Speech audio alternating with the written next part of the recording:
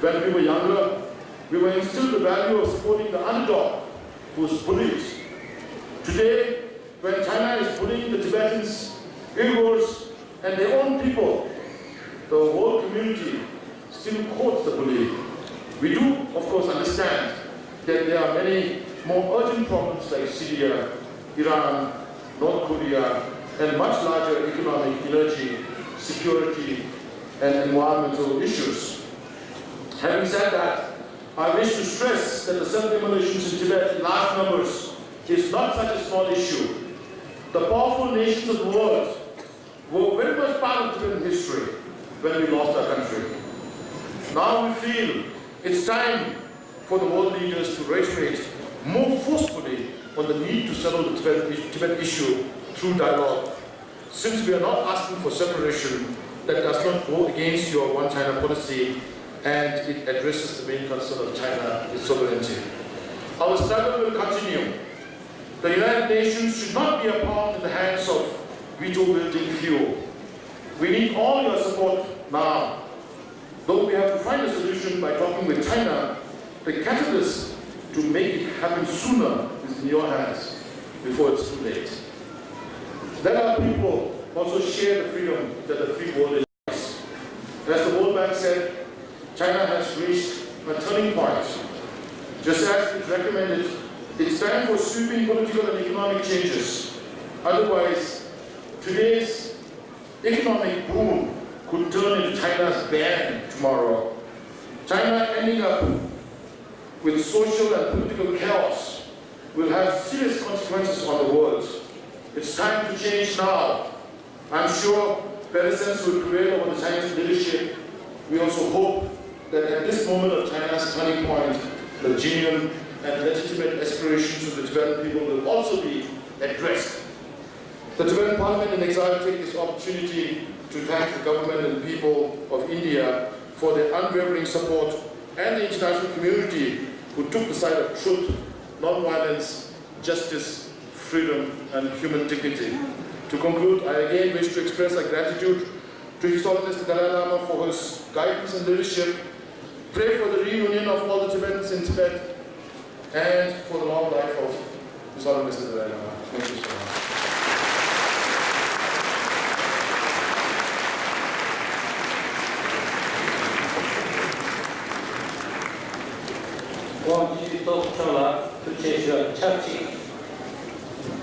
Now I would like to request Honorable Gianni Benetti, representative of international delegation, Member of Parliament, and former Secretary of State for Foreign Affairs of Italy, to address the gathering.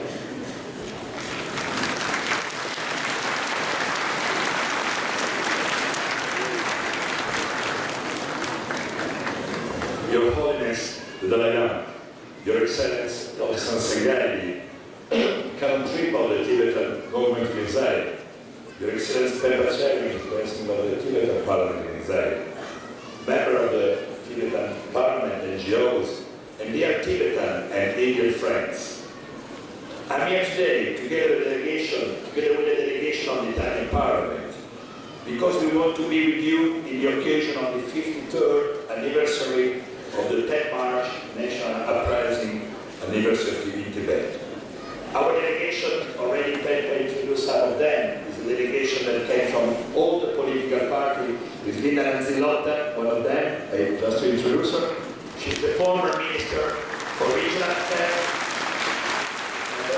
General Attuali, and we are very proud to have an African-Italian Member of Parliament. And Italy is a very quickly changing society, and then for us it's very important to have our minority included in our institutions. Roberto Sacco, Member of Parliament, Member of the Commission for the European Union,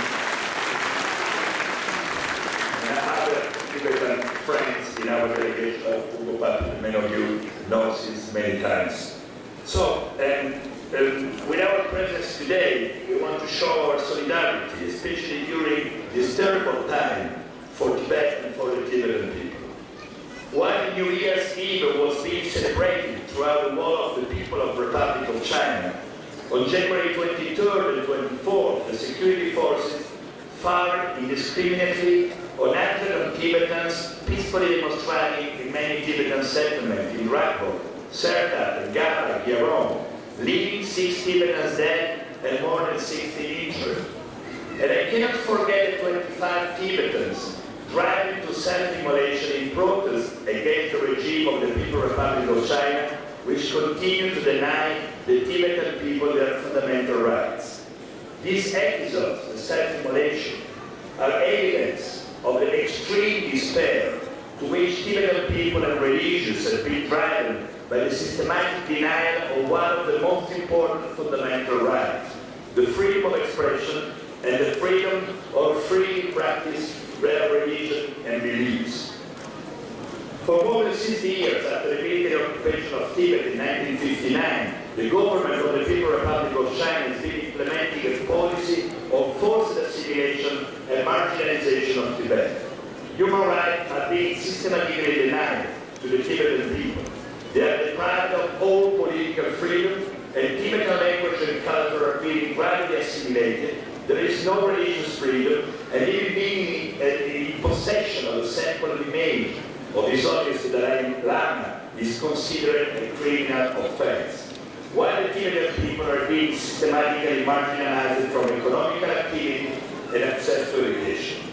Since 2008, the year of the last widespread popular revolt in Tibet, the whole region has been practically inaccessible to foreign media, to foreign people, and subjected to undeclared martial law.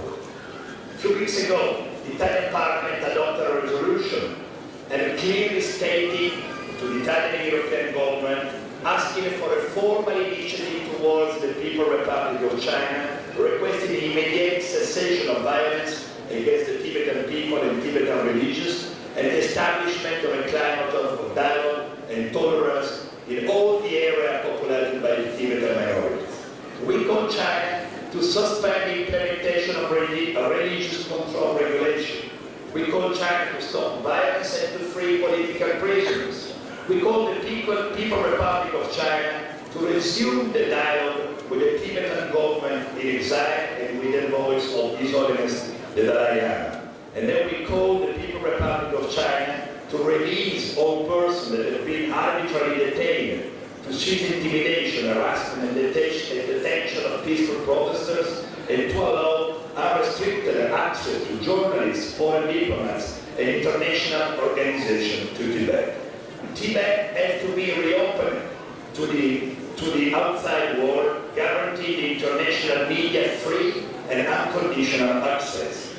We also use the specialized agencies of the United Nations, and in particular the Office of the High Commissioner for Human Rights and the Human Rights Council, to monitor the respect of human rights in Tibet. And so this states in our resolution, and I think and I hope we send a clear signal to the government of China. But I want to use as well this opportunity to thank you again for what you were able to create during the difficult years of exile, a vibrant democracy in exile. You were able to build democratic institutions, an elected parliament, and when His Holiness announced the transfer of his political power to an elected leader, you were able to promote the 20th of March last year a competitive, multi-candidate election that was free, fair, and met all international electoral standards. This is something very important. We send strong messages, not only to China, but to all the world, that it's possible to live in exile and not to seek revenge or violence, but to create such an incredible and important democratic institution. For us, it's very, very important. I really thank you very much for all of this. And so you were able to invest on democracy and on preservation of your unique cultural heritage that is under serious risk of disappearance under the current Chinese regime. And of course, we want you really congratulate again. As Aung San Suu Kyi said many times, use your freedom to promote ours. So this is the reason, another reason why we are here today, because we think that the free world need to invest more on the diffusion and promotion of freedom and democracy. And I say that especially after this extraordinary year of 2011, when in all the Mediterranean and in the Arab world, young people were able to overthrow authoritarian regime in Tunisia, in Egypt, in Libya. For too long time, the free world accepted the coexistence with the authoritarian regime. The defense of status quo was considered a factor of stability. It was a mistake in the case of the Arab world. It is a mistake today in the case of China. The People's Republic of China spend today more money in internal security than in external defense. 10,000 of people work every day in controlled web, Facebook, Twitter, social network. And then after the Great War, now we have in China what is so-called the Great Firewall. So the control of the free expression over the internet with the new social media. 100,000 of protests take place in China every year, and some of them are even successful. I want to quote the rebellion of the small village in South China of Hunan. Probably many of you know what's going to happen, where a village leader was killed during an arbitrary detention in a small prison of this small village. And after some weeks of peaceful protests, the people of that small village were able to win. And the government of the People's Republic of China allowed in that case free election. So this is an important signal that we want to highlight in this occasion. I really think, and I'm going to conclude, that China is an important economic power. But if we want to become a responsible and respected global political player, needed to move towards democratic system. This will be really the only way to reach harmony and stability, the mantra of the Chinese leadership. But to reach harmony and stability within China, they need to move towards a more democratic system and to give freedom of expression, freedom of thinking, and freedom to express a free political will. To conclude, I want to express our deep gratitude to His Holiness the Dalai Lama for his vision, for his leadership and benevolence, and for the inspiration that he is able to give to Tibetans, to Buddhists, but also to all the people in this more and more interdependent world. Thank you again. Freedom for Tibet, democracy for China, Bodhgalo. Thank you very much.